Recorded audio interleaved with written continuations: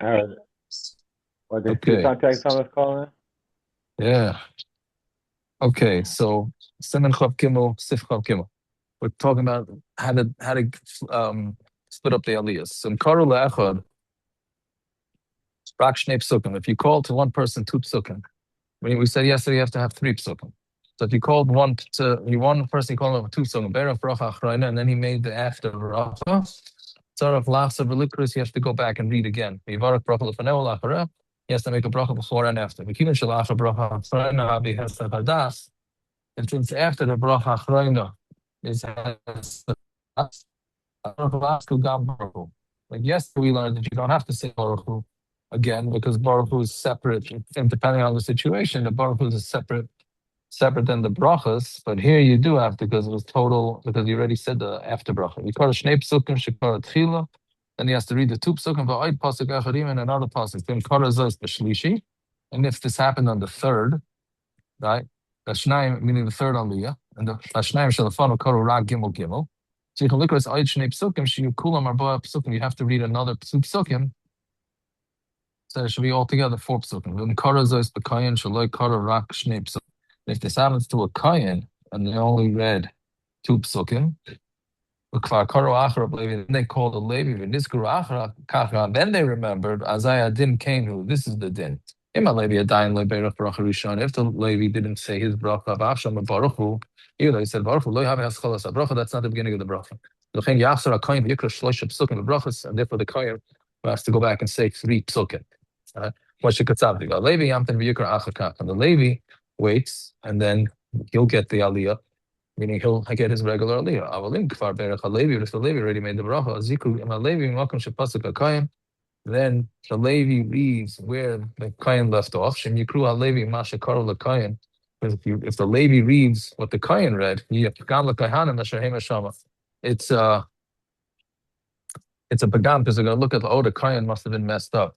Because they're going to say the Levi started reading the Torah. Then you call two Yisraelim that there should be three, that there's going to be three aliyahs. Kain Einam in Aminian, and the Kain doesn't count since he had the wrong psukim. Even Shalai Kara Rak Shnei psukim. The Kara came to Levi, Shalai Kara Rak Shnei psukim. Let's say the Levi only read two psukim. But Yisrael Kvar Beirach and Yisrael already made the rough. The Yikul Yisrael Elu Shnei psukim Shekara Levi. Then the Yisrael will call these two psukim that the Levi called Va'id Pasuk Echad and another Pasuk Yikru Aid Yisrael Echad. The Tashem Shlosh Shekrum. We call another Yisrael for three aliyahs. Okay, this is hard to follow, but not really too common.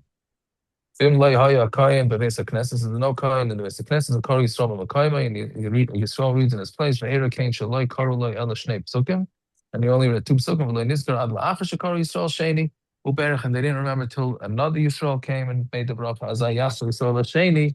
It's pilas aseder. Then he starts in the beginning of the seder. But Yisrael Rishon Yamtin v'Yikra Acharav. And then the Yisrael Rishon waits and he reads after him, V'achar Yikru Oidli Yisrael, and they call another Yisrael. Okay, fine. You can't call a katan out for aliyah. Meaning, I'm sorry, the katan cannot be a bal kaira. He also can't get an aliyah. Come on, Simon Ayin test that discusses at what age and when you would have an exclusion to this. After Kriyas Torah, you say Chatzi Kaddish, and Magbiya has to say Torah, and then you do Hagba. Magbiya Pesach has to say Torah, you Shloisha Amudim and Aksav Golet. The Magbiya should have three columns. And he has to put it to the right and to the left. The front of Ula'acharab, in front of him and behind him. Ki mitzvah al kol anashim liras as a ksav, because it's a mitzvah for everybody to see the ksav of the Torah. And the Mishnah says everybody should try. This is why people run to try and get to the Sefer Torah, because you're supposed to try and be able to read the Ksav. And you say V'zayis HaTorah, right? Meaning you should only say V'zayis HaTorah, Mishnah says, when you actually see the Ksav. Don't say it before. Right? The guideline doesn't say anything about a pinky. I know it doesn't say holding up finger, pinky, none of that. The guideline is the Sefer, and then you roll up the Sefer Torah. All right. It's only about seeing your initials. Yeah, some say you should look for the letters of your name. Right, all this stuff is I don't know, Kabbalah stuff. Well, mitzvah l'goyla shia taifer be'emtza shtei agilis, and it's a mitzvah to wrap it up that it's in the what do you call it? The stitches should be in the middle.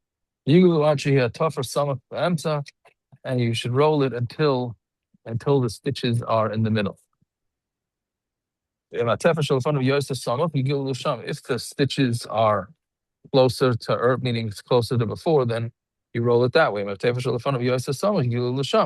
Meaning you always go whichever way, roll it to whichever way the stitches are. We'd rather not have to roll it from covered Sefer Torah because of covered Sefer Torah. Doesn't seem like people are so makbid on this. Right?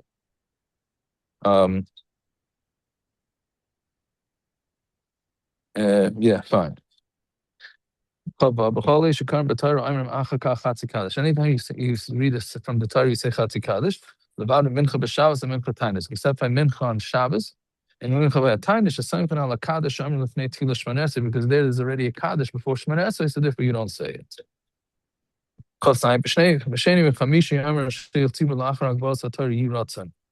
On Monday and Thursday you say Yiratzon, but sleeping at Tzibur l'Shmei v'Lana is Amen, and they have to answer Amen. Okay, she'ein amr tachnun, ein amr Yiratzon. When they don't say tachnun, they don't say Yiratzon.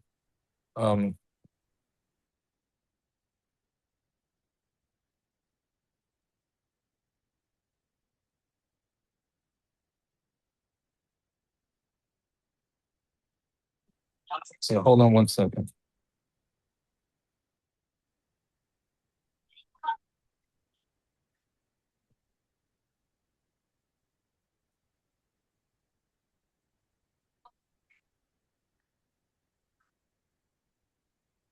All right.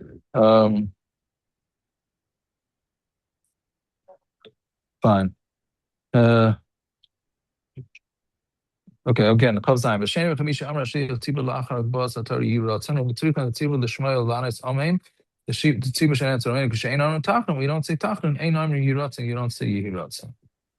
Achar kach machnisan a Sefer Torah l'Aron HaKodesh. After that, they put the Sefer Torah in the Aron HaKodesh. A mitzvah kol adam sheh Sefer Torah over lefanav, and it's a mitzvah like we learned on the way to the bima. There's a mitzvah that the Sefer Torah passes anybody that comes back. And same thing, somebody gets the Hagba and the Glila, again, it's something that I don't think people keep. Meaning anybody who the Sefer Torah passes and the one who gets Hagba and Glila should follow the Sefer Torah. Why do we need to mention that people don't keep? I'm trying, because people are going to have a question, like, we never see anybody do this. Right? That's the classic question. I never saw anybody do this. No, but I'm saying it sounds like, if you say it, it sounds like it's mutar because people don't do it. It's kill. It became the minchag. It became mutar not to do it. Right? No, because people say, "Oh, I never saw anybody do this." Especially there's this thing. Especially there's this thing that we don't paskin like the Kitzur, right? Everybody says, "I can't learn Kitzur. We don't paskin like it." It's okay. Don't worry about it. Just because nobody's keeping it. This is the halacha, right? Right. Yeah. When there's no Sefer Torah, and somebody reads from a chumash with a loud voice, and the tzibur should listen, like the shtak of Torah's kriya. Meaning, if this happens, like people are on a vacation and there's no Torah, so somebody should read out loud. I once asked somebody to Shiloh if you should do this, and he said that's only. One of the big Rav told me, but I don't remember exactly what he told me now. He told me that's only if you're in a makom that doesn't have a Sefer Torah. But if for some reason there's a group of guys and they just don't get themselves over to shul, then you wouldn't do that. Something along those lines. Okay, Lamed Asar Shebesmalam Ein Lehem Sefer Torah Likris. 10 people that are davening, they don't have a Sefer Torah. Ein Million Lehem Sefer Torah L'Tzarech HaKriya. You do not bring a Sefer Torah for them. Afilu Im Heim Chavushim Bebeis Asurim, even if they're in jail. Right? There's a common, people want to know, they want to schlep Sefer Torah. If you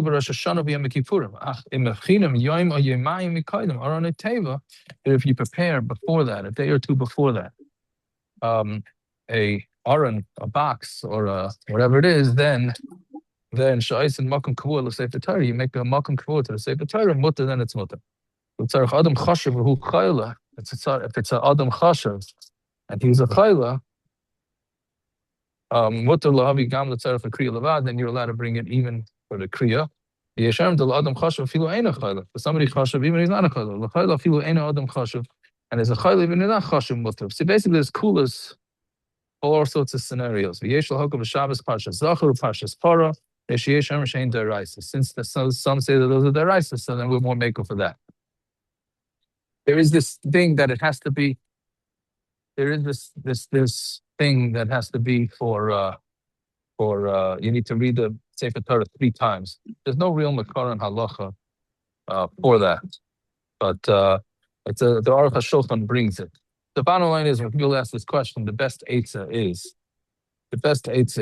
to just make a little wooden box, and then you have no problem. I also have a different shot that I'm not sure about, which is people now, the wealthy people, take these